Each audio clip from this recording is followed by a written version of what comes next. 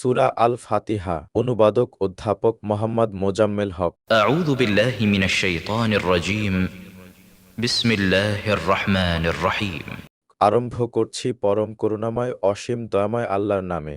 আলহামদুলিল্লাহি রাব্বিল আলামিন।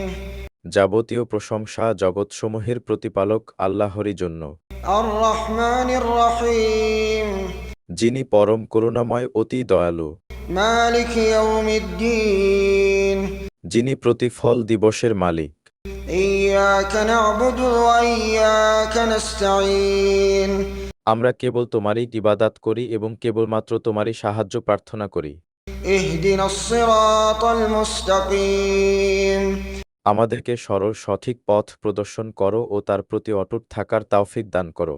সিরাতাল্লাযীনা আন'আমতা আলাইহিম, তাদের পথ যাদের প্রতি তুমি অনুগ্রহ করেছ, গায়রিল মাগদুবি আলাইহিম ওয়ালাদ-দাল্লিন, তাদের পথ যারা গজপ্রাপ্ত ও পথভ্রষ্ট নয়।